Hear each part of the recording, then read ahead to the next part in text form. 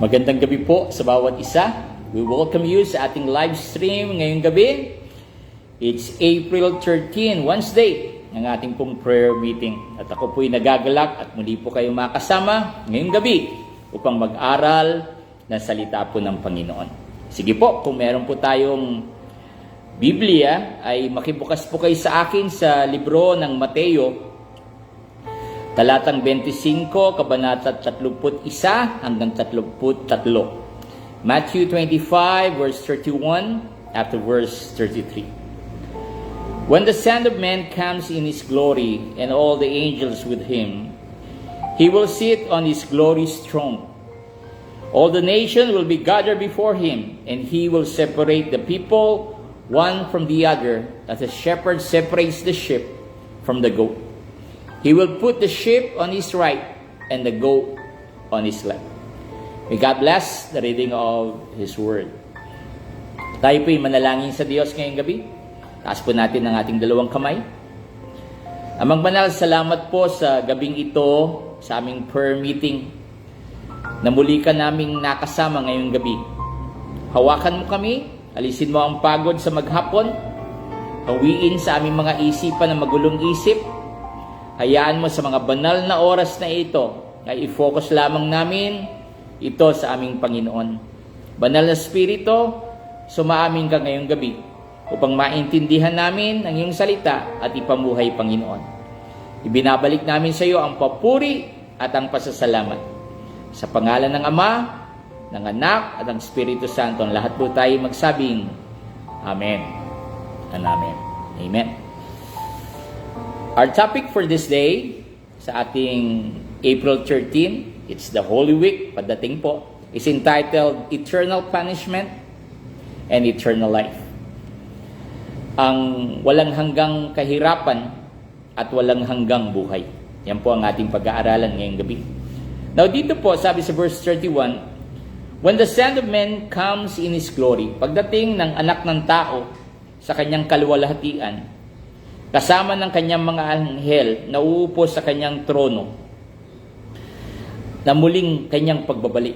Kung ang ating Panginoong Jesus po ay umakyat muli sa langit, nangako siya, muli siyang babalik, na hindi na muling maghihirap, kundi isang Panginoon na talagang magre-reign na po. Now, in verse 32, ang ganda-ganda po ng sinabi, all the nation will be gathered before Him.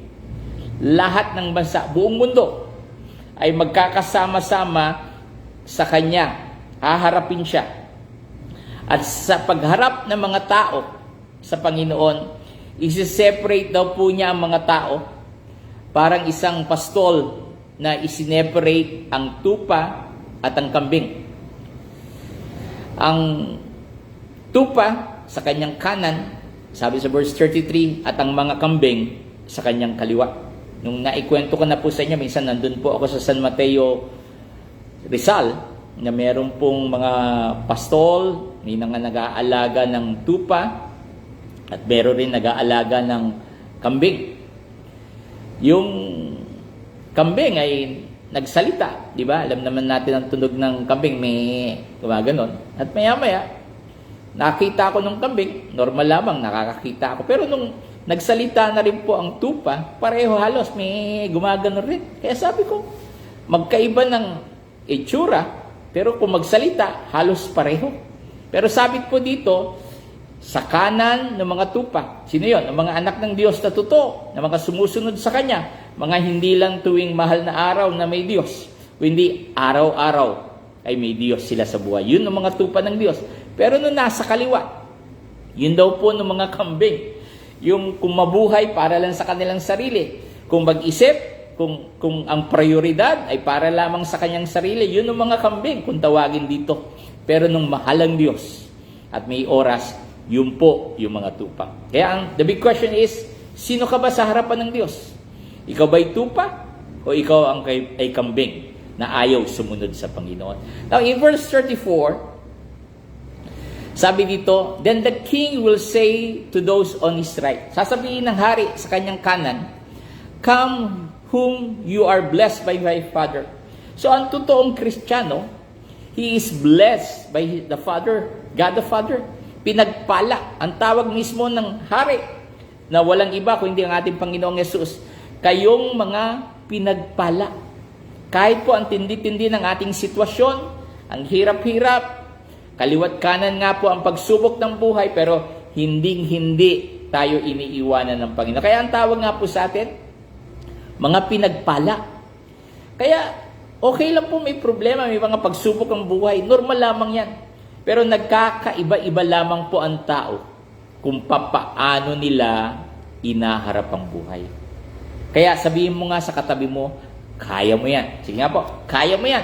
Sa tulong ng Diyos, kakayanin natin. Now, sabi po ng hari, sa aking kaharian na hinanda since the creation of the world.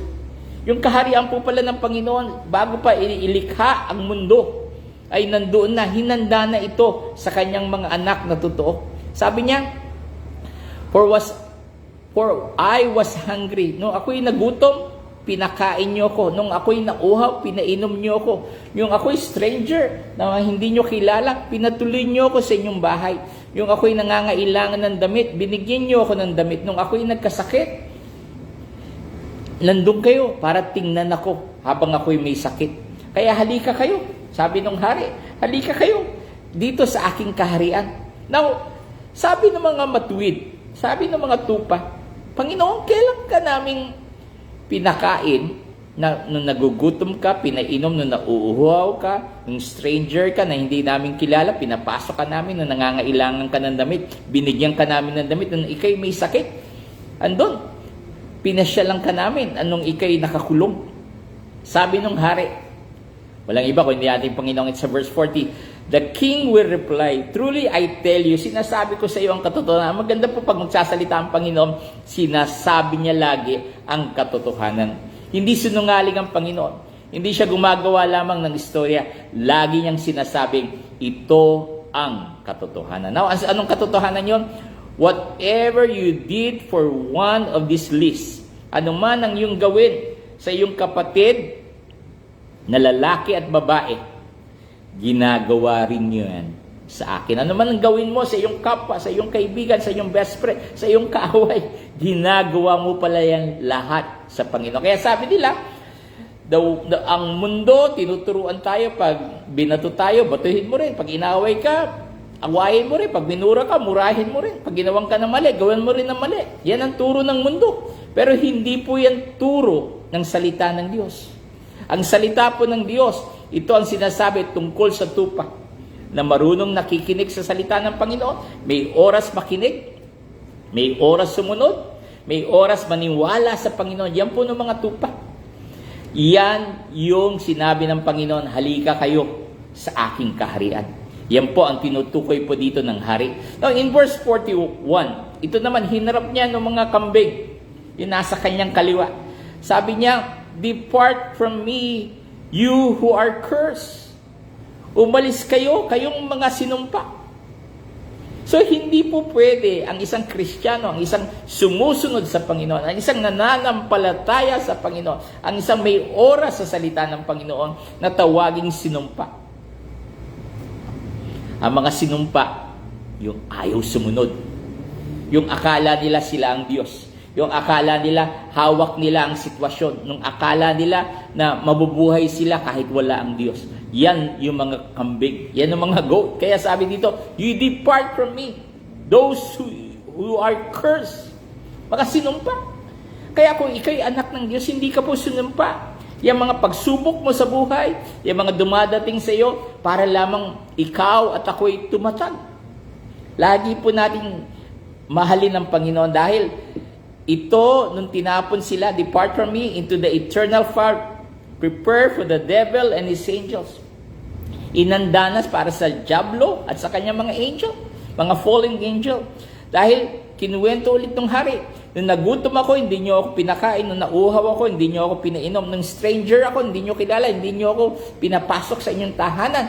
Yung nangangailangan ako ng damit, hindi nyo ako binigyan ng damit. Yung ako'y may sakit, nung ako'y nasa bilangguan na hindi nyo ako pinasyalan. Kaya ano ibig sabihin po dito? Kung papaano mo tratuhin ang iyong kapwa. Bagamat ngayon, dahil mataas po ang krimen, no? Ayaw nating magpaloko. Hindi agad tayo nagpapapasok sa ating bahay dahil maraming masasama. Pero dito tinutukoy ng Panginoon paano mo tratuhin ang tao. Ikaw ba'y agad nag-iisip ng masama? Dito po sa amin, kasi po nakatira po kami sa parsonage, likuran lang po ng simbahan, halos araw-araw po ay merong nangihingi. At ako ang laging umaharap at tawag agad sa akin, pastor. At lagi namumukhaan ko na halos nung mga nangihingi. Halos pabalik-balik lang. Pero ang ibinibigay ko naman ay maliit lamang na hindi naman ganun kalaki.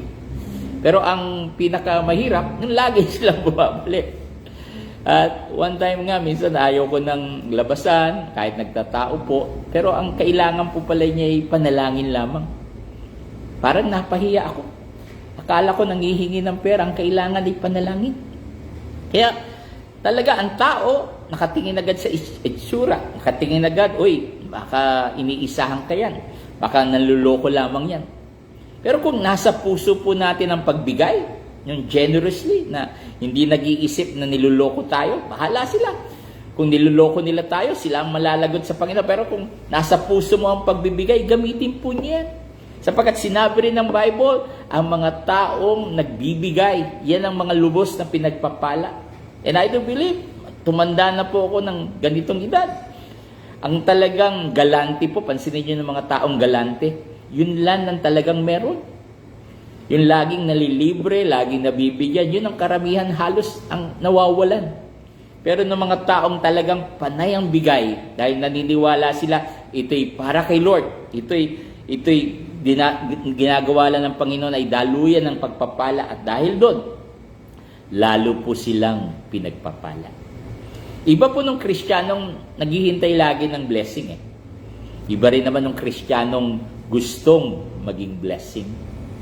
Saan ka ba doon? Ikaw ba nung madalas maghintay ng pagpapala o gusto mong maging daluyan ng pagpapala?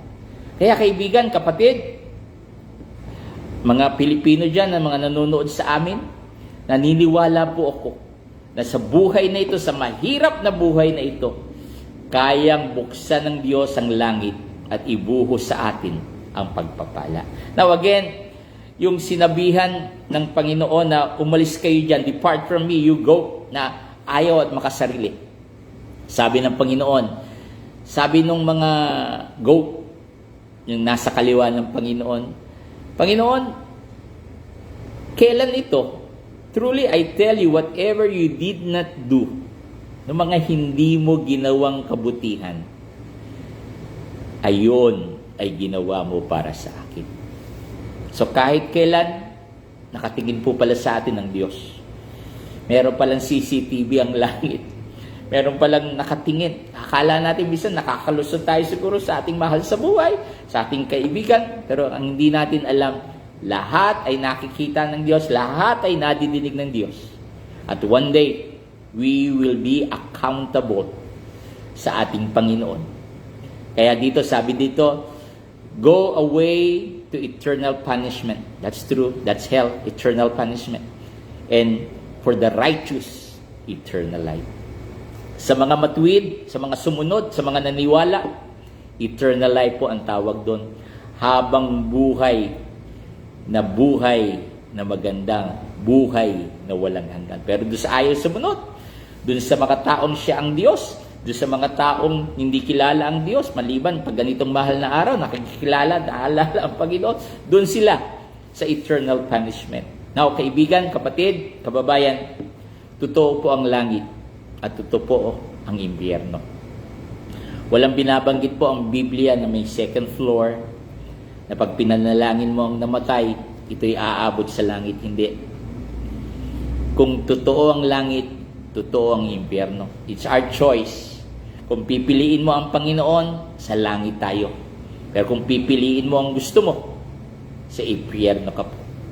Kaya habang nakakahinga pa tayo, habang nakakapili pa tayo, habang may buhay pa tayong ibinibigay ang Diyos na buhay na walang hanggan, i-grab na po natin yan. At ipamuhay mo, hindi nung gusto mo, ha? Hindi kung saan ka masaya, kung saan masaya ang Panginoon. I'm telling you, kung ginagawa po natin kung saan masaya ang Diyos, ikaw na po ang pinakamasayang tao. Maraming tao, siguro kung titingnan mo, very successful sa career nila, sa trabaho nila, sa negosyo nila, sa pamilya nila. Pero kung wala po silang Diyos, I'm telling you, they will never be happy. Wala pong peace of mind. Ang buhay na walang Diyos, walang kapayapaan.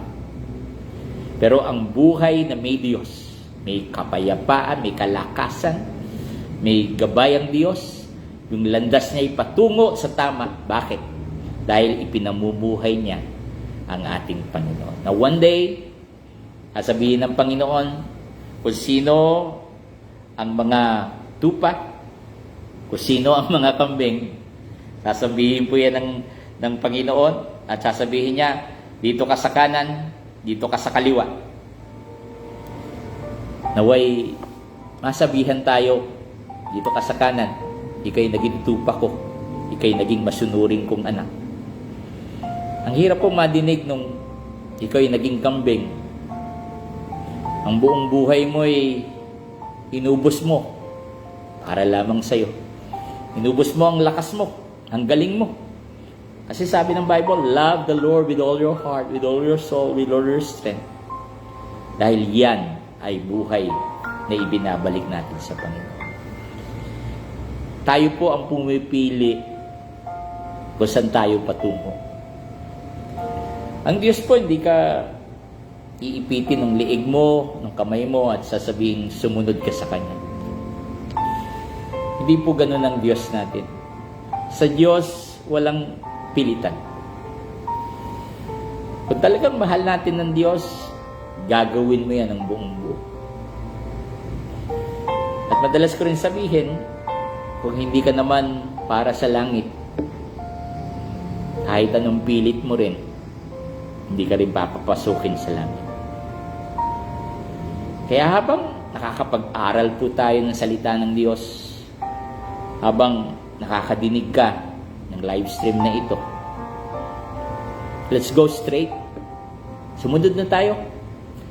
Huwag na po tayong paloko sa diablo, sa kanyang kasinungalingan. Minsan, akala natin nakakalusot tayo sa Panginoon, pero ang sabi ng Bible, pag niloloko mo ang Diyos, niloloko mo lamang ang iyong sarili. Pwede tayong makaiwas sa ibang tao, pero sa Diyos, kahit kailan, di po tayo pwedeng magtago sa Kanya. Kaya habang may oras pa, habang malakas ka pa, habang kaya mo pang sumunod, sumunod na po tayo sa Panginoon. Tayo po'y manalangin. Amang banal, salamat po sa salita mo ngayong gabi. Salamat at ikaw ang aming pag-asa. Kilala namin ang aming sarili kung kami ba'y naging tupa o naging kambing. Naging prioridad ba namin ikaw o pang special occasion ka lamang, Panginoon? Pag ganitong mahal na araw, pag may birthday, pag may binyag, may kasal, saka ka namin naalala. Pero salamat sa mga totoo mong anak na maganda man ang sitwasyon o puro pagsubok, ay naaalala ka, Panginoon. Lord, I declare blessing upon your children. Alam namin, kaliwat kanan ng pagsubok, pero salamat, nandiyan ka, kasama ka namin. At kung kasama ka namin, magwawagi kami sa buhay na ito. Panginoon, ayaw po namin maging kambing na sasabihin mong, depart from me, you who are cursed. Kayong mga sinumpa. Dahil hindi sumunod.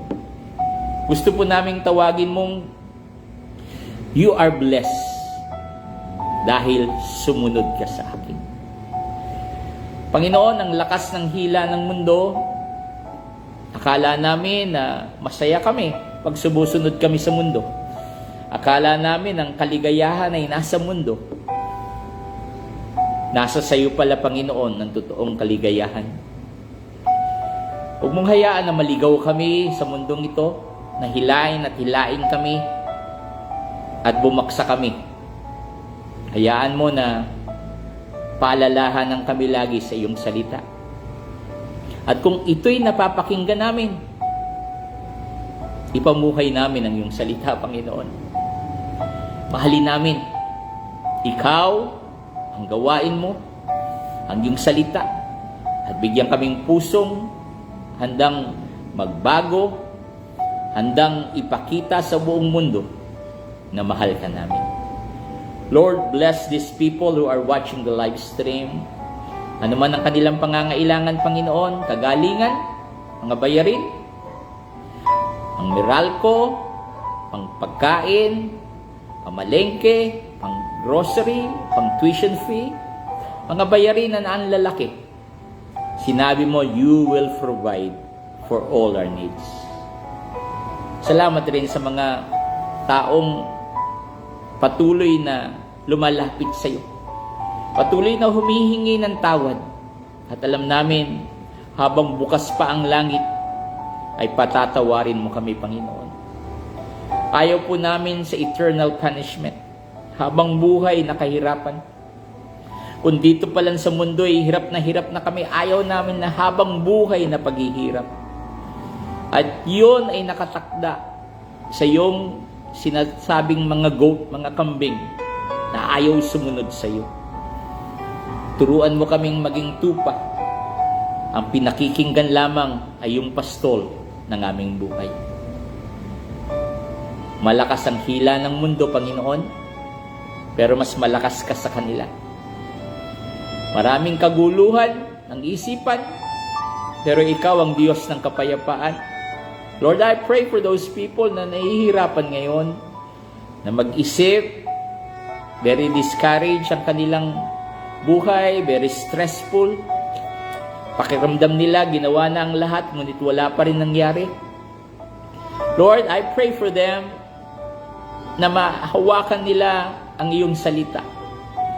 Na malaman nila na may pag-asa ang buhay, may kagalakan ng buhay, may dahilan ng buhay. Hawakan mo silang Panginoon. Marami kaming mga kababayang nang nahihilo, ang mga gusto nang mag-suicide, ang mga gusto nang tapusin ang buhay dahil nalulungkot sila, nadi-discourage sila, nai-stress sila. Ikaw ang Panginoon na patuloy na hahawak at ang aming pag-asa ng buhay. Hawakan mo kami, Panginoon. Sa mga huling panahon na ito, nangangailangan kaming ng Diyos na makapangyarihan sa lahat. Thank you, Lord, for your strength. Thank you, Lord, sa oras na ito sa aming live stream na humihinto po kami para lamang sa iyo. Salamat, Panginoon, sa iyong patuloy na gagawin, and we always pray for our nation, the Philippines. Sa dadating na Mayo, ang iyong kalooban lamang ang mahalal sa aming eleksyon na ito. Huwag kaming mag-away, huwag kaming magpataasan kung sino ang iboboto. Ang mahalaga, ang kalooban mo ang maganap sa aming bansa. We declare blessing upon blessing to our nation, sa bawat iglesia, sa bawat mananampalataya, na lalong lumapit at isigaw na napakabuti ng aming Panginoon. Salamat, Amang Banal. Pagpalain mo ang mga nanonood ng live stream na ito. Sa pangalan ni Jesus, sa lahat po tayo magsabing, Amen and Amen. Wow, thank you, God. Salamat po muli at lagi ka nandyan upang samahan ako na mag-aral ng salita po ng Panginoon. Again, please write any comment kung paano po nagiging pagpapala ang live stream na ito sa iyo.